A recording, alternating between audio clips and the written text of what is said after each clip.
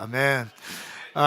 이렇게 저렇게 교회를 섬기시고 또 다음 때를 섬기시고 영혼을 위해서 열심히 뛰신 우리 DNA 처치 리더들, 또 커뮤니티 리더분들, 또 이렇게 저런 모양 이런 모양으로 섬기신 모든 분들, 수고하고 애쓰고 땀을 내신 모든 분들을 예수님의 이름으로 축복하고 격려합니다. 네.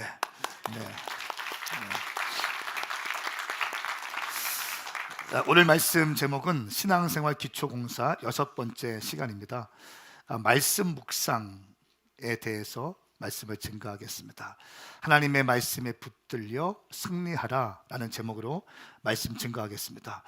성전 건축을 우리가 앞둔 이 시점에서 기초공사가 참 중요한데, 기독교 에센스라는 책의 그 한 과씩 따라가면서 말씀을 듣고 있는데요.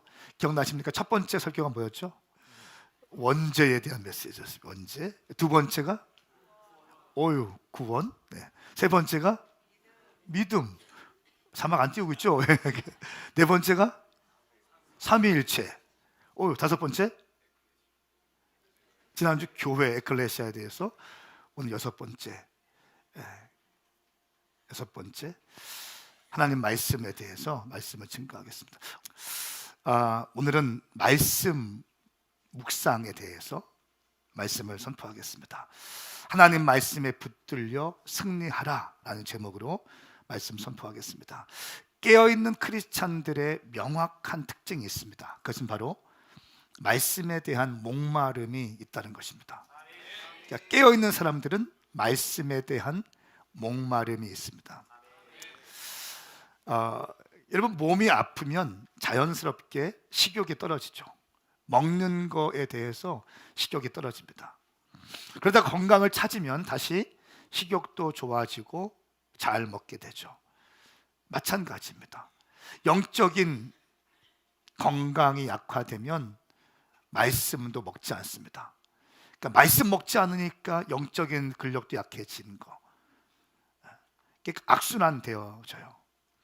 건강한 사람들은 잘 먹고 좋은 거 먹고 적당하게 운동을 하죠.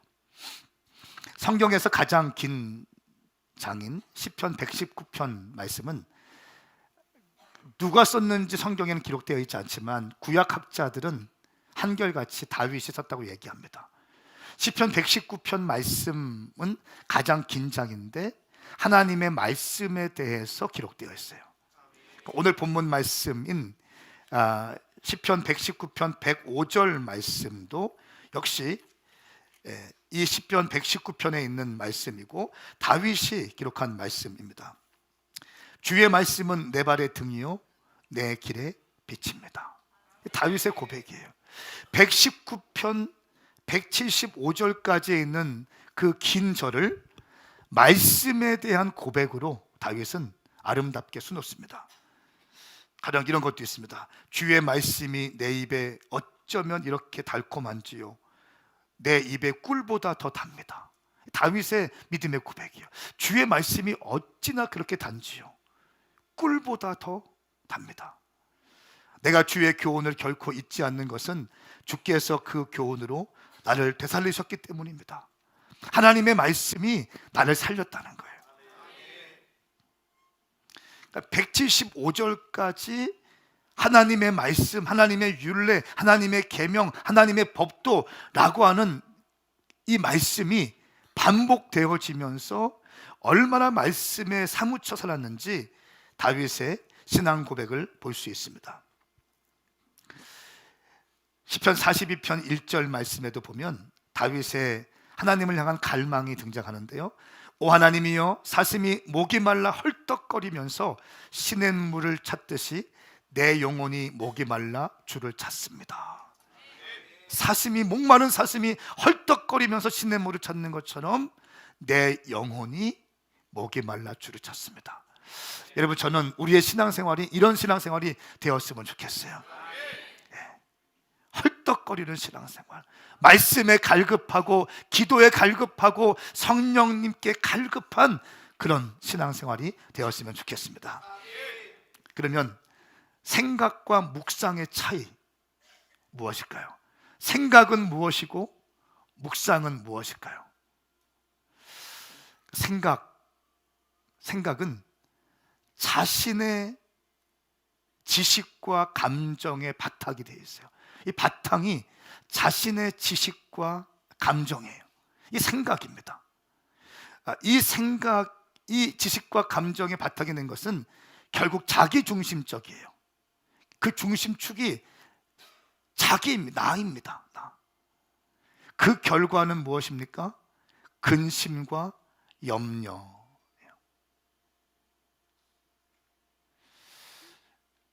자신의 지식과 감정이 바탕이 되고 자기가 중심이 되고, 그러면 결국 근심과 염려로 빠지게 됩니다. 그러니까 묵상은 뭔가?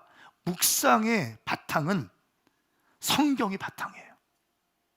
성경이 바탕이다 보니까 그 중심축이 하나님 중심이 되는 거예요. 아멘. 하나님 중심이 되니까 근심과 염려가 아니라 기도로 갈 수 있는 거예요. 생각과 묵상이 비슷해 보이지만 생각은 자기중심적인 거예요. 그러니까 염려하고 근심합니다. 생각이 많은 사람들 염려하고 근심해요.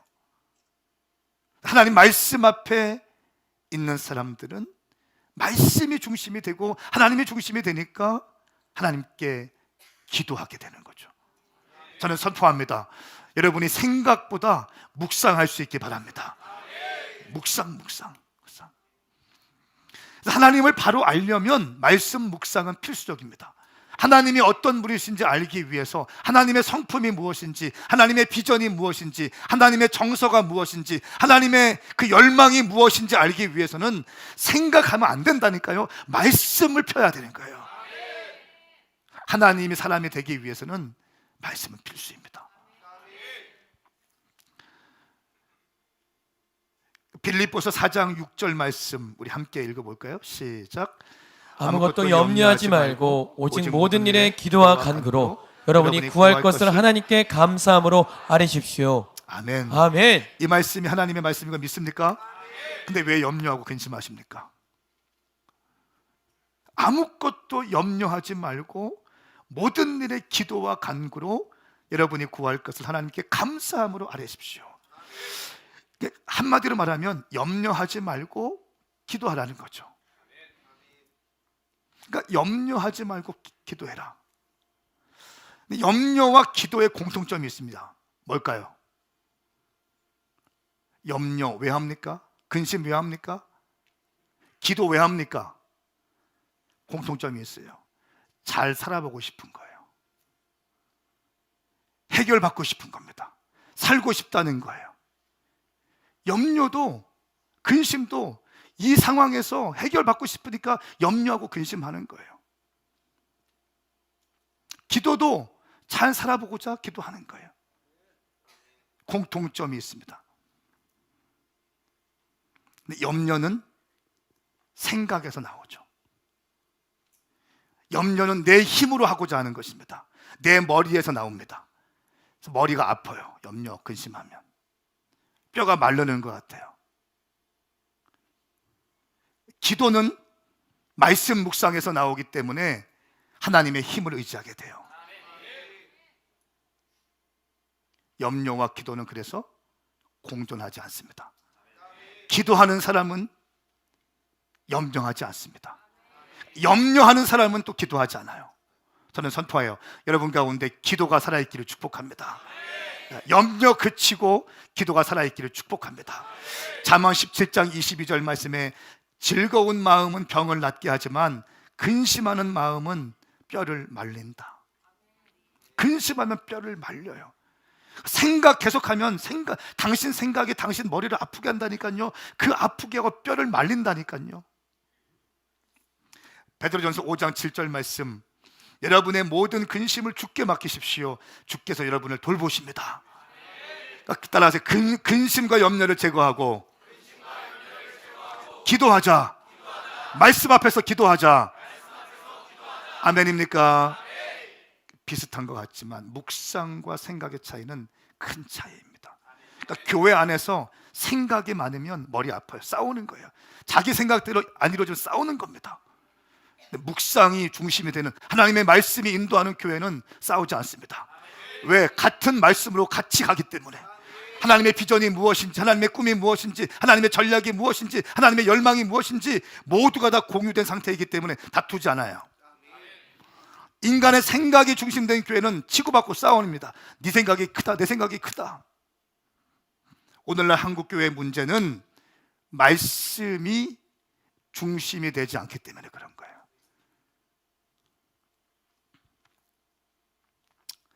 그러므로 우리는 기도와 간구로 하나님께 나아가야 할 줄 믿습니다.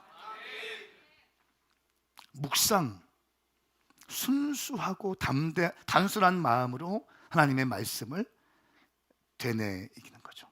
묵상, 하가한다. 히브리어로 하가한다. 어떤 의미가 있습니까? 으르렁거리다. 그렇죠? 으르렁거리다. 마치 그 짐승이 먹잇감을 앞발로 탁 잡고 핥으면서 먹기 위해 준비할 때 하이에나나 이런 것들이 오면 어떻게 합니까? 으르렁거리는 거예요. 하나님의 말씀을 빼앗지 못하도록 으르렁거리는 겁니다. 이 하가한다는 뜻이에요. 오늘 말씀을 들을 때도요, 여러분의 생각을 통해서 어둠의 영들이 말씀이 심겨지지 못하도록 하는 어둠의 영들의 공격이 있을 수 있습니다. 그때 으르렁거리십시오. 할렐루야. 선포되어지는 말씀을 빼앗기지 않겠습니다. 생명의 말씀을 빼앗기지 않겠습니다. 으르렁거리십시오. 대새김질하다, 이런 의미가 있어요. 깊이 깊이 묵상해서 입 밖으로 터져 나오다. 왜 묵상해야 됩니까? 하나님의 말씀을 통해서 그분은 계시하시기 때문에, 하나님이 누구인지 말씀하시기 때문에 우리는 말씀을 묵상해야 됩니다. 나를 사랑하는 자들은 나를 사랑하니 일찍부터 나를 찾는 자들은 나를 찾을 것이다. 하나님을 찾는 것 어디서 찾을 수 있습니까? 말씀을 통해서 찾을 수 있습니다. 요한복음 1장 1절, 태초에 말씀이 계셨습니다. 그 말씀은 하나님과 함께 계셨고 그 말씀은 하나님이십니다. 여러분, 말씀이 하나님이라는 거예요. 태초에 말씀이 계셨대요. 말씀은 곧 하나님이래요. 하나님과 동행하고 싶은 사람이 있습니까? 말씀을 묵상하세요. 말씀을 끼고 살으세요. 하나님과 동행하는 겁니다. 이 말씀이 하나님이라는 거예요. 말씀.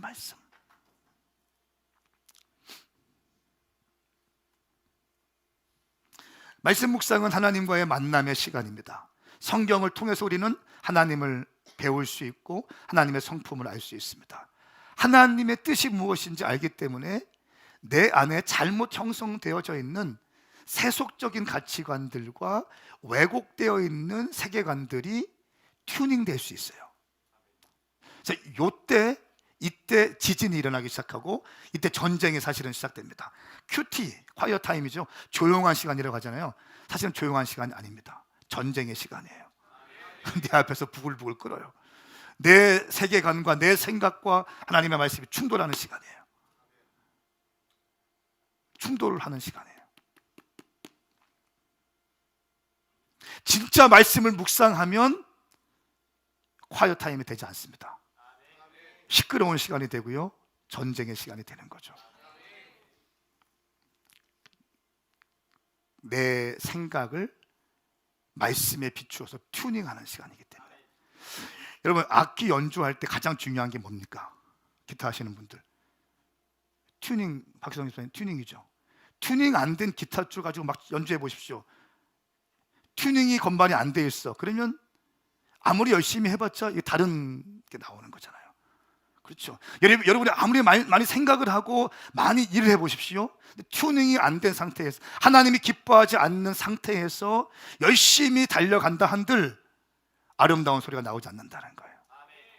그러니까 튜닝이 중요한데 이 말씀 묵상 시간은 튜닝하는 시간이라는 거예요. 주파수를 맞추는 시간이에요. 옛날 우리 장년들 보면 TV가 안 나오면 TV를 때리거나 옥상에 올라가서 이거 전봇, 야 나와, 더 돌려봐, 안 나와, 이런 거 기억나시죠? 흑백 TV 시대, 할렐루야. 2부 때는 이런 거 하면 안 됩니다. 잘못된 생각들을 튜닝하는 거예요. 가령 이런 거, 어떤 게 잘못됐습니까? 이런 거 있어요. 저 결혼할 때 이런 얘기 많이 들었습니다. 감기와 마누라는 초기에 잡아야 된다. 나는 그 말이 진리인 줄 알았어요. 잘못된 세계관에서 온 거짓 메시지가 저한테 그래 맞아. 내가 주도권을 뺏기면 안 돼. 이런 생각 바로 꼬리 내렸지만 할렐루야. 감기와 마누라는 초기에 잡아야 된다. 여러분 이 성경적입니까? 반성경적이에요. 심지어 성경은 어떻게 말씀하고 구약에 보니까 결혼했으면 1년 동안 남편들은 일하지 말고 군대 가지 말고 와이프와 함께 있으면서 1년 동안 와이프를 기쁘게 해주래. 이 성경이에요. 베드로 3장 17절인가 말씀 보면요 이런 말씀이 있습니다. 베드로 3장 7절 말씀에는 아내는 깨지기 쉬운 연약한 그릇이라는 거예요. 당신의 상속자를 함께 유업으로 받은 자라는 거예요. 그렇기 때문에 귀하게 여기래요. 이게 성경적인 가르침이라는 거예요. 근데 초기 감기와 마누라는 초기에 잡으라. 짐승도 아니고 뭘 잡습니까? 잡기는 잘못된 유교문화에서 온 거예요. 거짓된 메시지인 거예요. 이런 잘못된 세계관들이 하나님의 말씀으로 튜닝되어지는 시간이에요. 할렐루야. 저는 선포합니다. 당신의 인생이 하나님의 말씀으로 튜닝될 수 있기를 예수님의 이름으로 선포합니다. 그러니까 TV, 문화, 예술, 심지어 우리 가족적인 메시지, 학교에서 배운 잘못된 가르침들, 철학과 문화, 사조들, 잘못된 것들이 너무나 많다는 거예요. 말씀의 렌즈로 보셔야 됩니다. 할렐루야. 그래서 말씀의 사람은 담대할 수 있는 거예요. 흔들리지 않을 수 있는 이유가 뭐냐면 하나님의 말씀에 이 율법의 두 기초 미슈파트와 체다카, 공평과 정의가 장착이 되어 있기 때문에 그렇게 호들갑 떨지 않아요.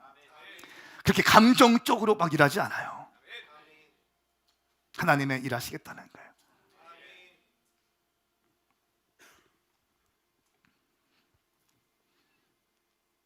말씀 묵상은 나의 잘못된 세계관과 문화, 가정으로부터 흘러온 왜곡되고 뒤틀린 역사관, 인생관이 바뀌는 것이에요. 그렇기 때문에 콰이어 타임이 아니라 사실은 전쟁의 시간인 거예요. 이 과정들을 통과하는 거예요. 그래야 성화되어지는 거예요.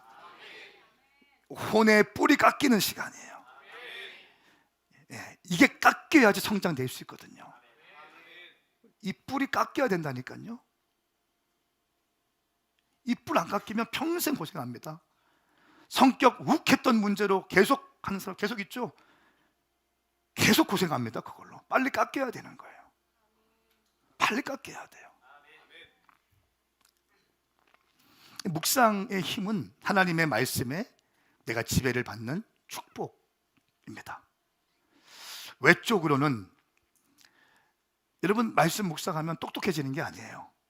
말씀 묵상은 똑똑하라고 하는 게 아니에요. 말씀 묵상은 승리하기 위해서 하는 거예요. 내 인생을 승리하기 위해서 말씀 묵상하는 거예요. 여러분 어떤 사람들은 돈 많이 벌었어요. 유명해졌어요.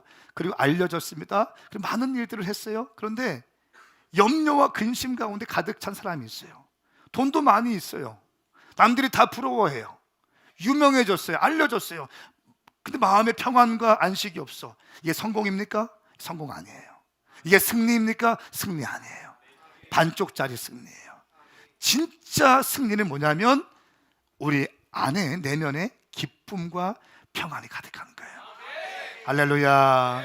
가정에도 평안이 가득하고 사업장에도 평안이 가득하고.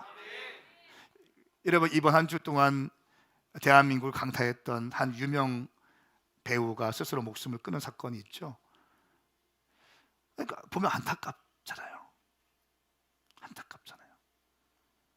잘못된 만남이 시작됐어요. 잘못된 일을 했어요. 말씀을 묵상했더라면 세상 사람들 다 그래, 연예계 다 그래, 다 그런 거야, 다 세컨드 다 있어. 이렇게 살아갈 때 하나님 말씀 보면 이렇게 사는 거 아니군, 잘못된 길이군. 할렐루야. 튜닝이 되어지는 거죠. 튜닝이 되어지는 거죠.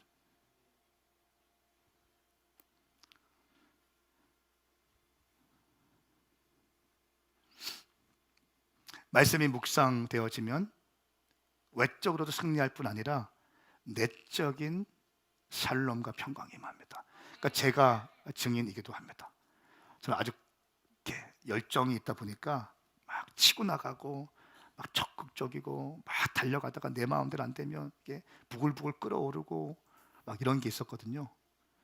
근데 말씀을 쭉 이렇게 8년 동안 하루에 한 장씩 쭉 가다 보니까 어느 순간에 놔야 될지, 어느 순간에 힘을 줘야 될지, 엉뚱한 메시지가 툭 문자가 와도 그냥 툭 넘기기도 하고, 어떤 때는 충분하게 묵상하고 반응하기도 하고, 어떤 때는 툭 넘기기도 하고, 완극을 내가 조절할 수 있어요.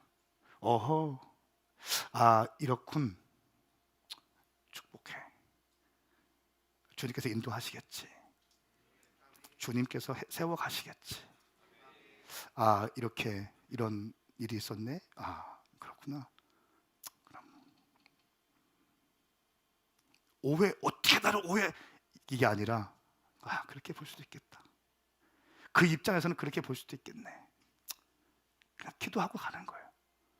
어떻게 이게 아니라 부글부글 끓어서 다른 일 아무것도 못하고 이게 아니라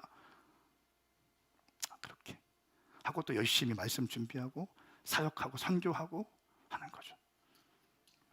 말씀의 힘인 거예요. 저는 선포하고 축복합니다. 당신 인생 가운데 하나님의 말씀이 중심되기를 선포합니다. 가나안 땅 정복을 앞둔 여호수아에게 가장 중요했던 일은 무엇입니까? 강하고 담대한 일이었어요. 강했어야 돼요. 왜냐하면 그 여호수아의 선임자는 어떤 사람이었습니까? 모세입니다. 위대한 사람, 하나님을 보았던 사람이에요. 하나님 주셨던 신적 리더십이 있던 사람이에요. 기적을 일으키는 사람이었어요. 영도자였습니다. 근데 그 모세의 후계자가 여호수아가 되었어요. 두려울 수밖에 없을 것입니다. 근데 주님 말씀하시죠. 우리 여호수아 1장 7절과 8절 말씀 함께 읽겠습니다. 시작.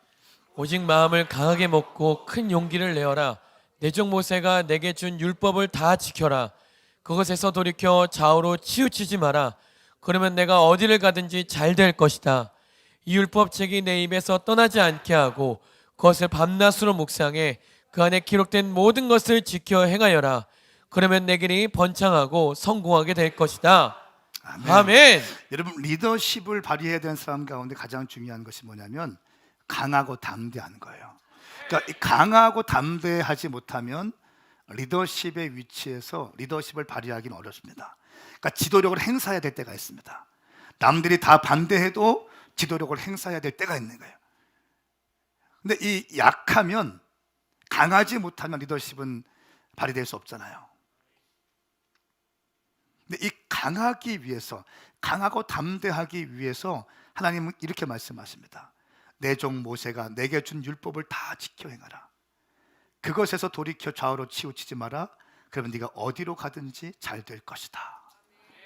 말씀 묵상하라는 거예요. 말씀을 통해서 한마디로 말하면 너의 영이 강해질 거야. 이거 지금 영적인 얘기하는 거예요. 강하고 담대한 영을 갖게 될 거야.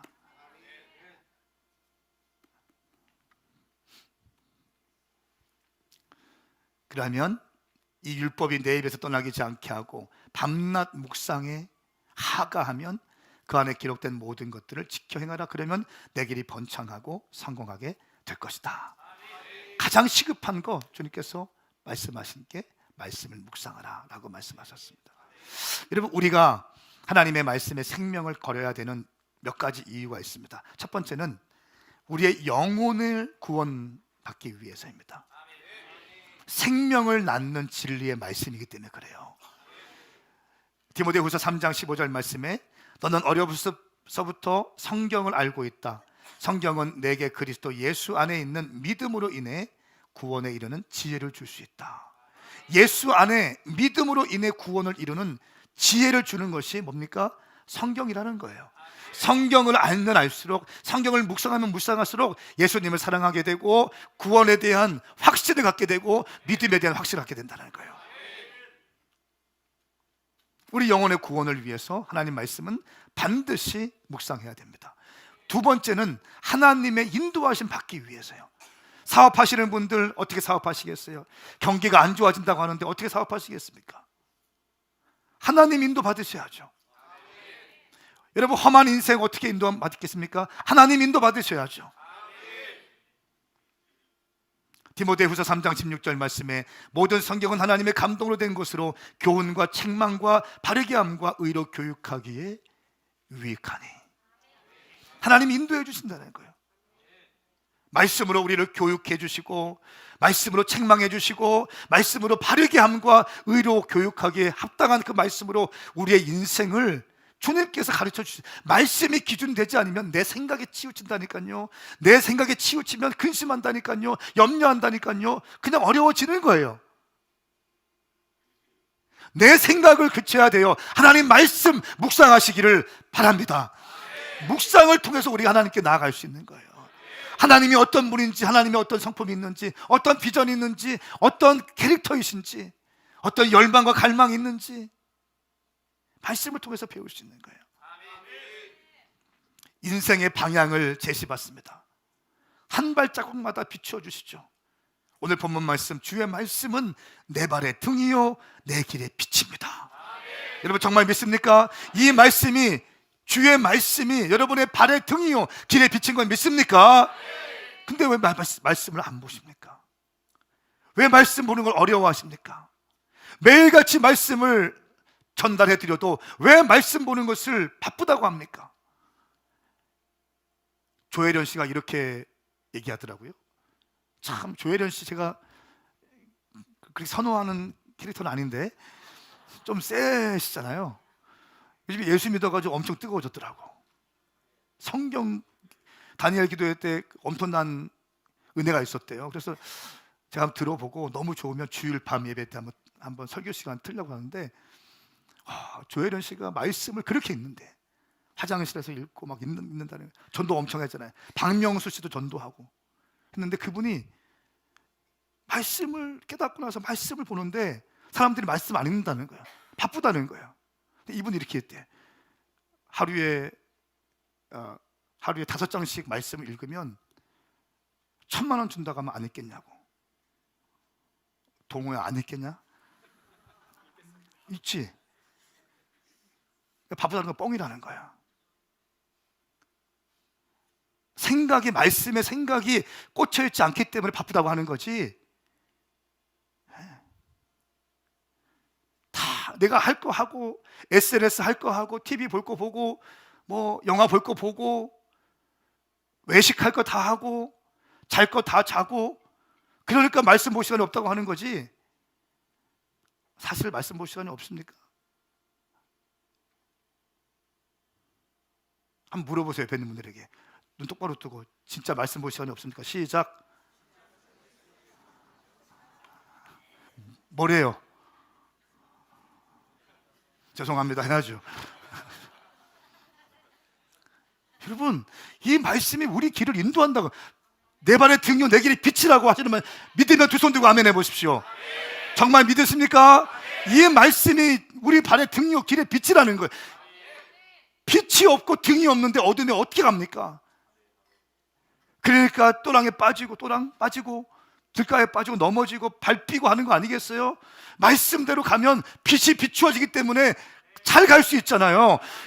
어떻게 가야 되는지, 어떻게 조심해야 되는지, 여기 뭐가 있는지, 여기 넘어가야 되는지, 뛰어가야 되는지 알 수 있잖아요. 말씀의 사람이 되길 바랍니다.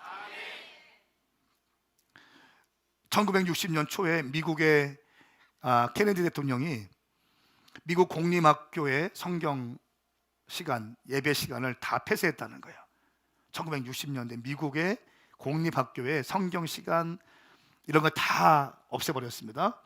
그리고 나서 30년 뒤에, 40년 뒤에 미국은 완전히 쑥대밭이 되기 시작했어요.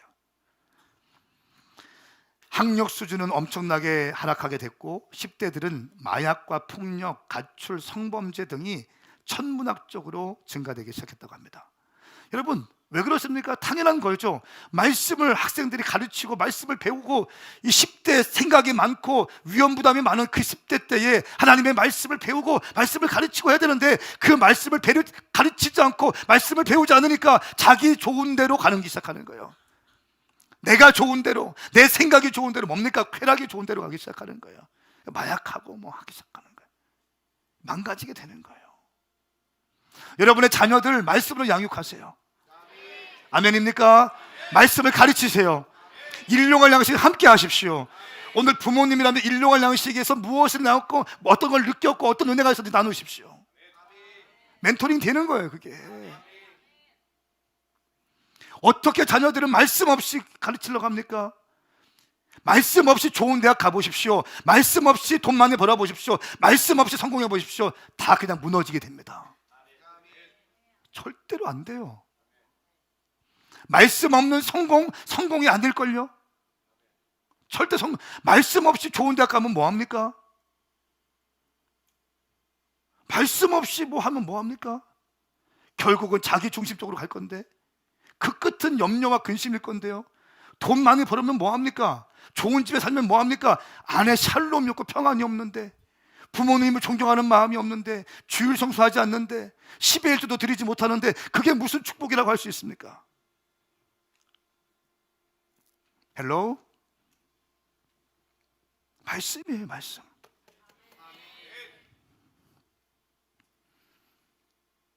네 번째로 하나님의 말씀에 우리가 집중해야 되는 이유는 하나님의 성품을 닮아가기 위해서입니다. 그러니까 그리스도인의 성화라고 할 수 있죠. 베드로전서 1장 4절 말씀 함께 읽겠습니다. 시작. 그분은 우리에게 보배롭고 지극히 큰 약속들을 주셨는데 이는 이것들을 통해 여러분이 세상의 정욕 가운데 썩어져 가는 것을 피하고 신의 성품에 참여하는 사람들이 되게 하려는 것입니다. 아멘. 아멘. 신의 성품, 하나님의 성품에 참여하는 사람이 되게 하기 위해서 하나님의 말씀을 묵상하는 거예요. 그러니까 내 성격은 자, 저 보세요. 내 성격이 문제가 있다. 손 들어보세요. 내가 자, 솔직히 내리세요. 자, 정직합시다. 자, 내 성격에 문제가 있는 것 같습니다. 손 들어보세요. 다 두 손 드세요. 다. 내가 두 손 들었잖아. 내리세요. 여러분, 때로는 내 성품 때문에 힘들잖아요. 한바탕 저질 쏟아붓고 난 다음에 괜히 했다. 그렇죠. 이 말 안 했어야 되는데 이 말 해서 후회한 적이 없습니까? 내 아내에게, 사랑하는 남편에게 하지 않을 말 해놓고 후회한 적 없습니까? 내가 이 말, 내가 왜 했지? 우리 아이들한테 이 말 해놓고 후회한 적 없습니까? 여러분, 하나님의 성품에 참여하는 자가 되기 위해서 하나님의 말씀을 묵상하라는 거예요. 좋은 거 먹어야 좋은 게 나가죠. 응? 좋은 걸 먹어야 좋은 게 나가는 거죠. 에베소서 5장 1절 2절 말씀에 그러므로 여러분은 사랑을 받는 자녀답게 하나님을 본받는 사람이 되고 말씀. 하나님을 본받는 사람이 되는 거예요. 하나님의 사람인데 세상 사람처럼 살면 얼마나 비극합니까? 집사님인데 집사님처럼 살지 않고 세상 사람 똑같이 살아. 얼마나 비극. 목사님인데 목사님처럼 살지 않고 사업가들처럼 살아. 얼마나 불쌍합니까? 하나님을 본받는 사람이 되어야 됩니다. 다섯 번째, 우리는 하나님의 말씀을 통해서 하늘의 능력을 받을 수 있습니다. 말씀을 통해서 우리는 성령 받을 수 있어요. 왜? 이 말씀은 성령의 감동으로 쓰여진 책이기 때문에 이 말씀을 묵상할 때 성령께서 우리에게 임하십니다. 설교를 들을 때도 성령이 임하시고 기도할 때도 성령이 임하시지만 찬양을 부를 때도 주님이 임하시지만 하나님 말씀을 통해서도 성령께서 임하신다는 거예요.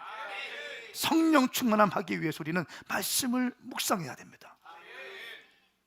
하나님의 사람으로 준비되기 위해서 또 말씀을 묵상해야 되는 거예요. 여러분, 이렇게 좋은 말씀 묵상에 좋은 점이 이렇게 많은데 왜 말씀을 묵상하지 않습니까? 당신이 잘 보는 유튜브, 드라마, 그것이 당신의 영혼을 뭘 그렇게 복되게 합니까? 그렇죠. 남자들 똑같은 뉴스, 저는 우리 아버지께서 똑같은 뉴스 7시에 보시고 9시에 보시고 아침 뉴스 보시고 자정 뉴스 보시더라고요. 아니, 왜 똑같은 뉴스 계속 보십니까? 나도 모르게 그렇게 보게 되더라고. 희한하더라고요. 똑같은 뉴스 왜 보는 거예요 도대체? 3시간 4시간마다 그렇게 대한민국이 바뀌지 않아요. 한 번 보면 되는 건데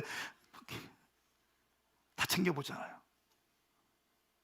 우리 영혼에 무슨 만족이, 무슨 도움이 있습니까?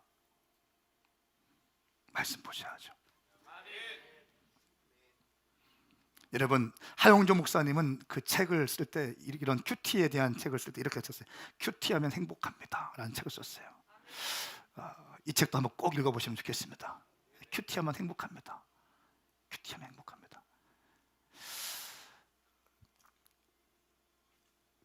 큐티하는 방법과 큐티의 유익에 대해서 기록된 내용입니다. 일용할 양식, 우리는 이제 큐티라고 하기보다는 일용할 양식이라고 해서 하루에 한 장씩 말씀을 먼저 묵상하고 단락도 나누고 제목을 붙이고 제 음성을 듣고 기록하고 적용하고 이렇게 하는 게 일용할 양식이지 않습니까?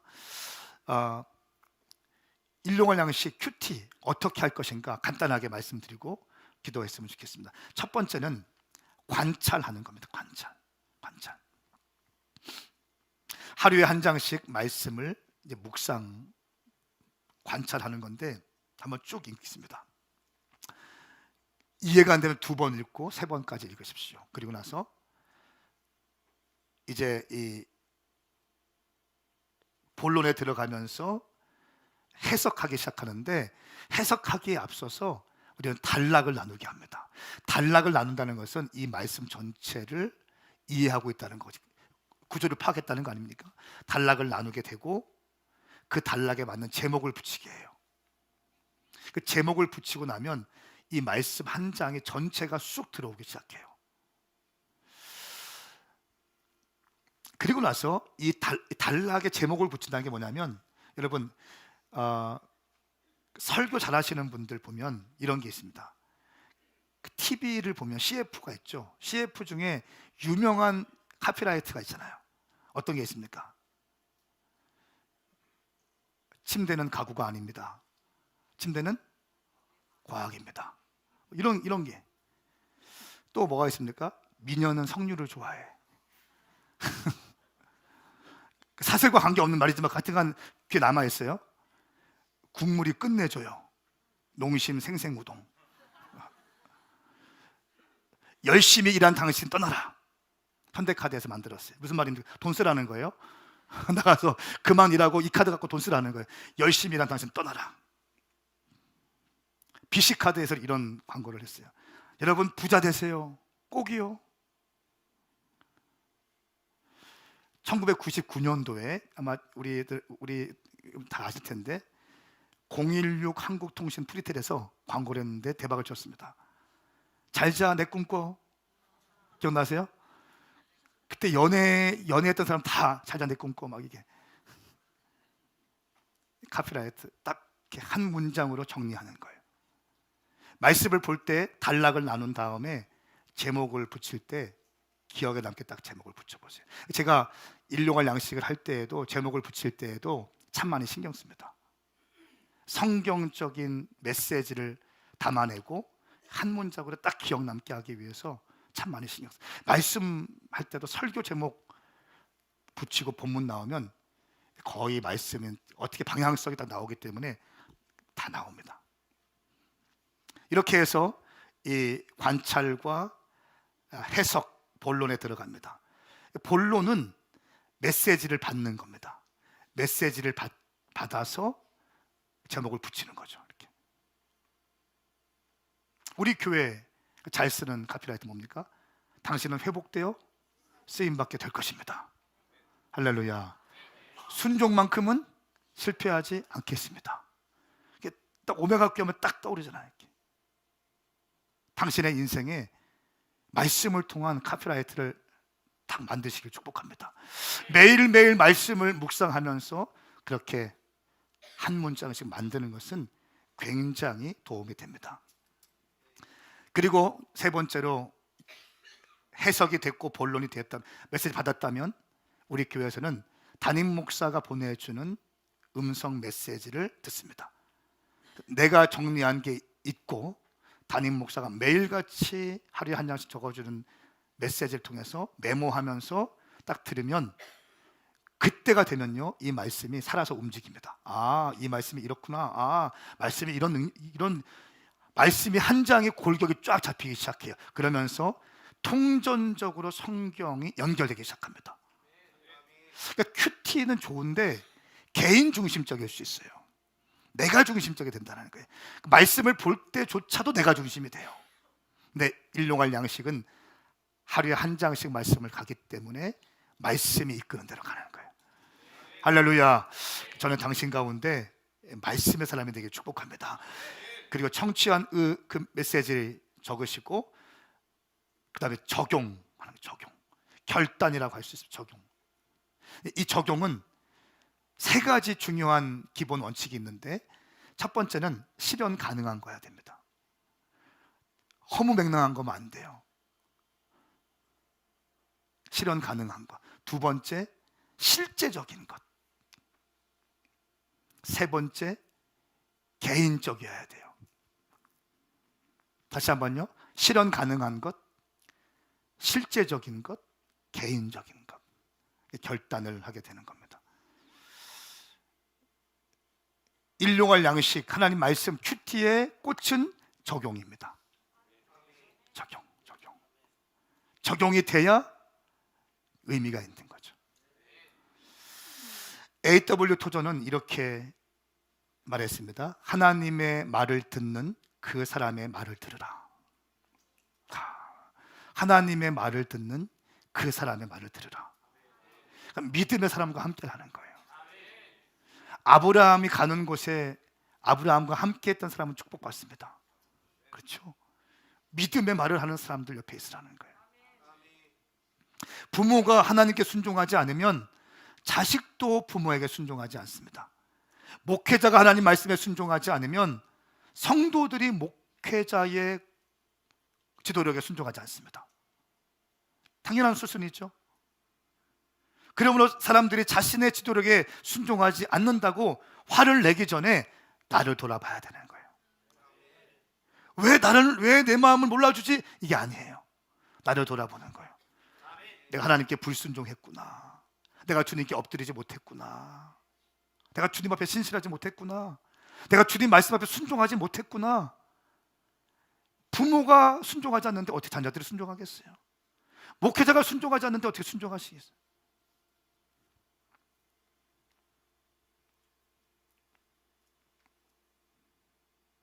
저는 순종만큼은 실패하지 않겠습니다. 이게 제 평생의 목회 철학이에요. 주님 말씀만 하세요. 순종만큼은 실패하지 않겠습니다. 저 순종만큼은 실패하지 않겠습니다. 이해가 되지 않아도, 논리적으로 납득이 안 돼도 주님 말씀해 주세요. 순종만큼 실패하지 않겠습니다. 체코에 가니까 박용화 목사님이 이렇게 말씀하시더라고요. 주님, 저한테 설명하려고 하지 마세요. 설명이 필요 없는 순종하겠습니다. 저한테 훅 오더라고요. 같이 순종으로 엮였어. 우리는 친해졌어. 영적으로 딱 납득되고 이해돼야 순종하는 게 아니라, 내가 이해 안 돼도 하나님 말씀하시면 순종하겠습니다.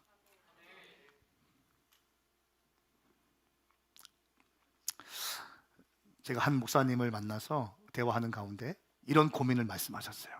그러니까 유학 오신 목사님이신데 박사 과정 하기 위해서 오셨대요. 그런데 그 DNA 모임에서 평신도 집사님이 리더였고 목사님 사모님이 이제 DNA 가족이었어요. 근데 우리 같이 어떤 일을 합시다라고 얘기했는데, 이 목사님 사모님, 학위 받으러 오신, 공부하러 오신 분이죠. 사모님이 이렇게 말씀하셨대요. 우리는 학위 받으러 왔기 때문에 주일 예배까지만 드리겠습니다. 죄송합니다. 근데 그 얘기를 듣고 이 DNA 리더이신 집사님이 상담을 했다는 거예요. 그 담임 목사님한테. 담임 목사님이 그 얘기 듣고 너무 마음이 좀 힘들었다는 거예요. 어떤 느낌인지 아시겠죠? 다 유학하러 왔고 다 이렇게 공부하러 왔고 하는데 목사님인데 그냥 우리는 주일 예배만 드리겠습니다.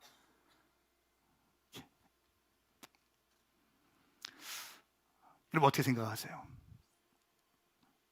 그러면서 너무 참 이렇게 창피했습니다. 목회자로서 창피했습니다. 이런 말씀을 좀 하시더라고요. 여러분, 하나님의 일에 뛰어들 수 있게 축복합니다. 팔을 걷어 붙이세요. 주님의 사역에 뛰어드세요. 바쁘다고 생각하지 마세요. 당신이 하나님의 일을 하지 못할 만큼 바쁜 사람 아무도 없어요. 하나님의 일에 뛰어들지 못할 만큼 바쁜 사람 아무도 없다고요. 아멘. 크게 하세요. 이 사실이에요. 예배 드리지 못할 만큼, 기도하지 못할 만큼 바쁜 사람 없습니다. 우선순위가 잘못돼서 그런 거죠. 저는 축복해요. 2024년도에 새로운 여러분의 삶, 라이프 스타일에 튜닝이 있기를 축복합니다.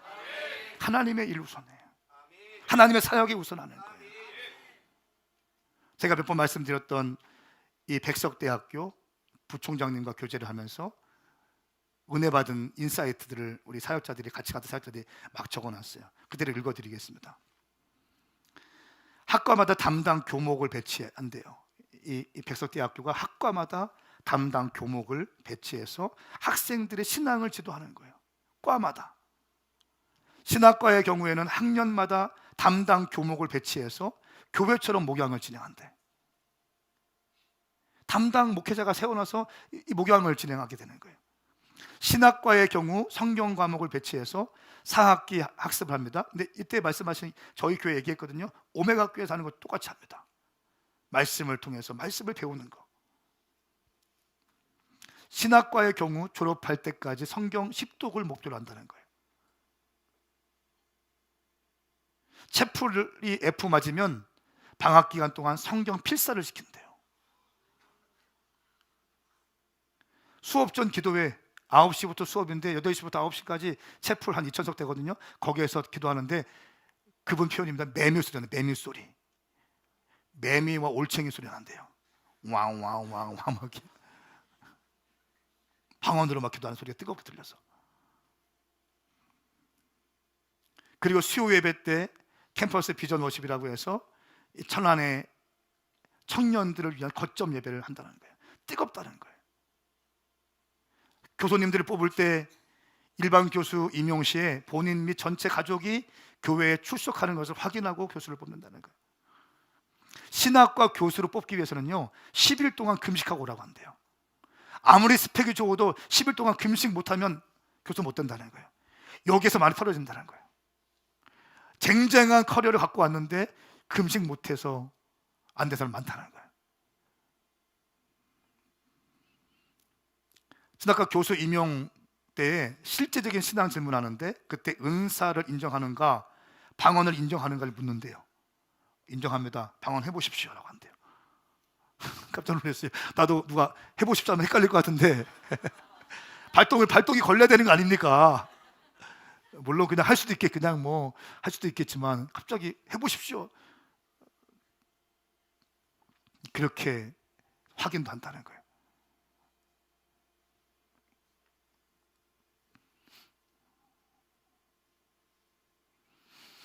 그리고 모든 교수들, 정직원, 계약직 직원까지 전체가 크리스찬. 오, 깜짝 놀랐어요. 전체 직원이 다 크리스찬이 된대. 계약직 직원까지 크리스찬.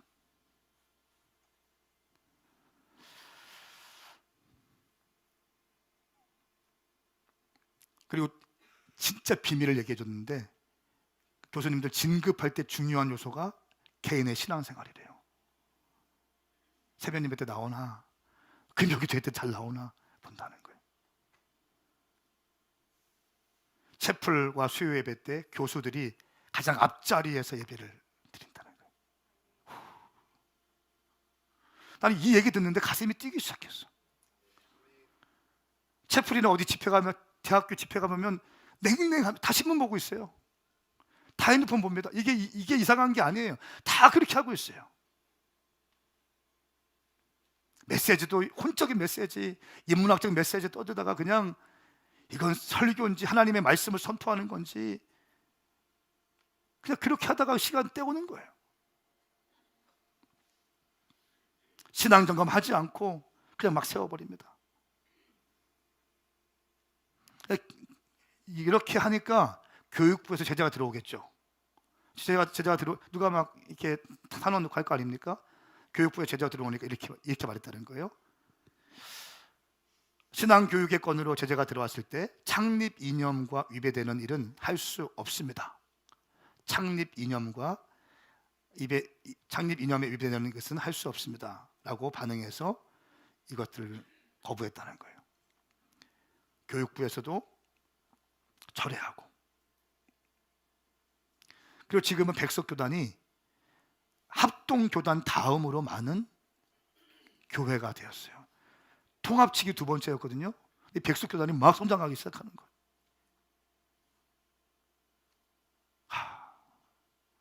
저는 우리 교회 성도들이 정말 신앙생활만큼은 보수적인 신앙생활이 있기 축복합니다. 그러니까 문화적으로는 우리 교회가 보세요. 문화적으로 굉장히 컨템포러리하게 막 열린 예배 드리고 막 다가가잖아요. 응? 킹덤 같은 거 할 때 막 랩하고 막 그래요. 모자 뒤집어 쓰고 막 EDM 돌리고 하거든요. 조명 쏘고. 그런데 메시지만큼은, 신앙만큼은 보수주의가 되게 축복합니다. 하나님 말씀만이 절대 오류가 없는 것입니다.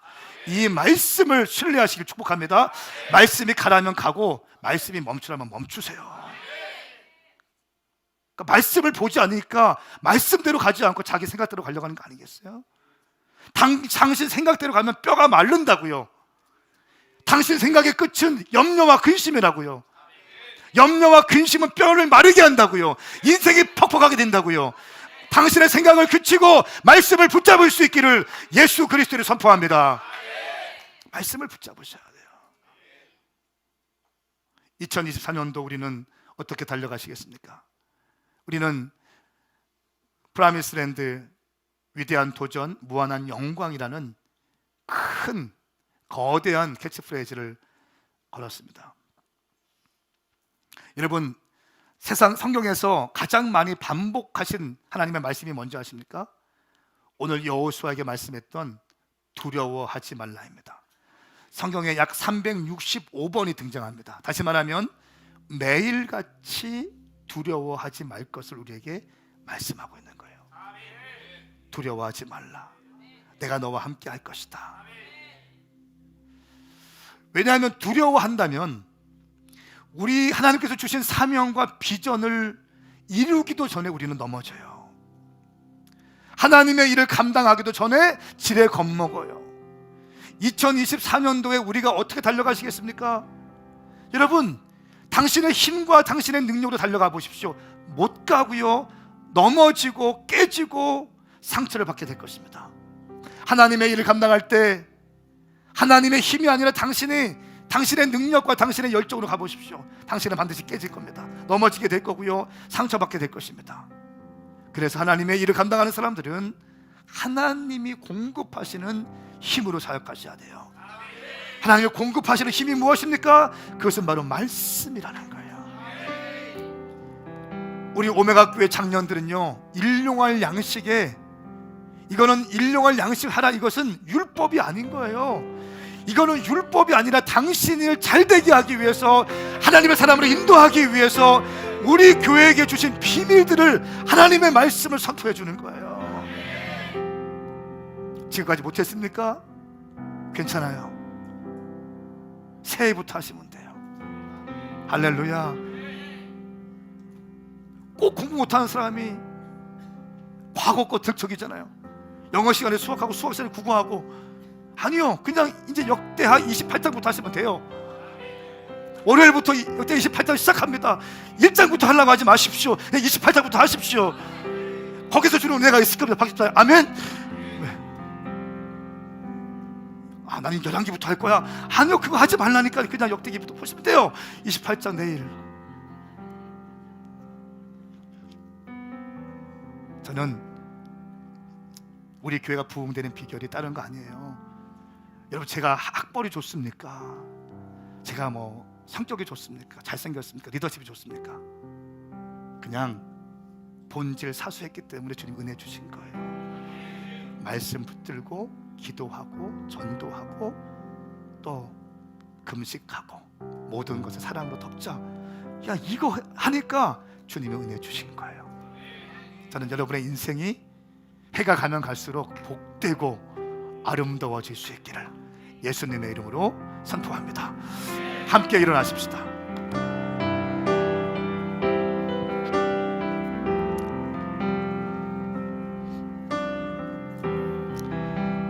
우리 시간 찬양하며 기도할 텐데요, 말씀 앞에서 경외함으로 주께 홀로 섭니다. 오늘 말씀 정리가 됩니까? 생각은 내 중심이라고 했어요. 내 지식과 내 성품이라고 했어요.